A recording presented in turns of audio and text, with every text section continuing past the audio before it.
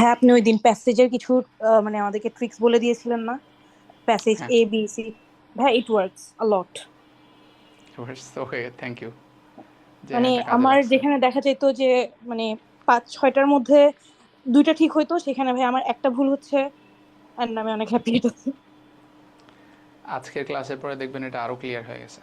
ঠিক আছে, এটার জন্য কোনো নির্দিষ্ট ট্রিক্স নেই। এই কারণে দেখবেন আমি যখন পড়াই আমি কোনো নির্দিষ্ট ট্রিক্স বলি না যে এটা করলে এটা হবে, ওটা করলে এটা হবে, নো।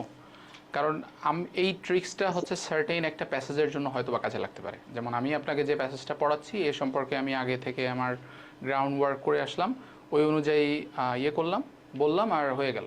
বাট এটা আসলে মানে যখন অ্যাকচুয়াল এক্সামে যে কমপ্লিটলি একটা ডিফারেন্ট টাইপ অফ প্যাসেজ পাবেন, তখন কি করবেন?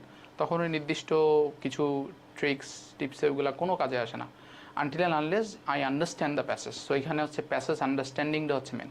তো কীভাবে প্যাসেজ আন্ডারস্ট্যান্ডিংটা করা যায় ভালোভাবে, সেটাই হচ্ছে বেসিক্যালি আমি শেখানোর চেষ্টা করি। ঠিক আছে, তো থ্যাঙ্কফুলি যে আপনার কাজে লাগছে।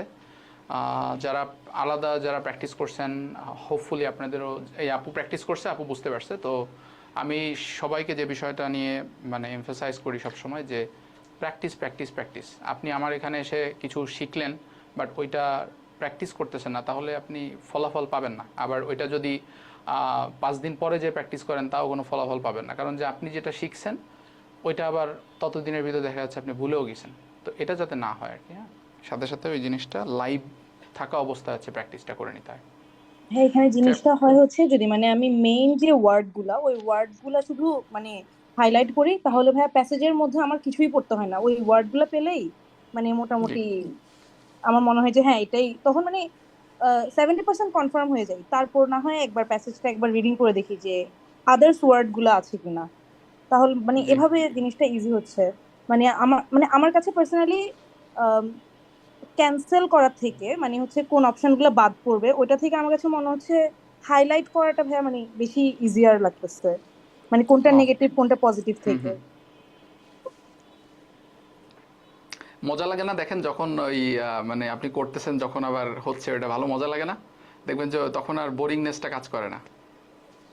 জি ভাইয়া, মানে যখন দেখা যাচ্ছে যে যেখানে আমার 2টা হইতো সেখানে আমার 5টা হচ্ছে, একটা হচ্ছে না, সেখানে ভাইয়া অনেক ভালো লাগে এটা। বুঝতে পারছি। What about others? কেউ ক্লাসটা কি ওই পর্যন্তই শেষ? কেউ প্র্যাকটিস করে নি আর এডিশনাল কোনো প্র্যাকটিস, নাকি আমাদের ক্লাস পর্যন্তই শেষ? আর কেউ প্র্যাকটিস করছেন? What about others?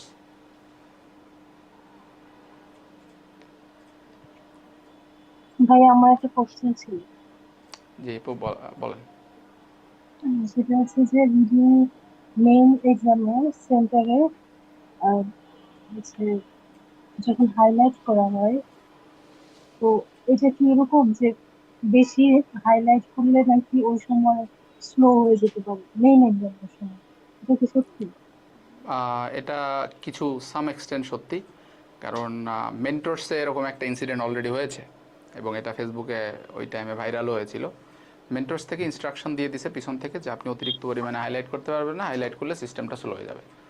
তো এটা ওই সার্টেন কোনো একটা ইনস্টিটিউশন হয়তো বা বলতে পারে, বাট আমরা যদি ইন জেনারেল কথা বলি তাহলে ডেফিনেটলি নো।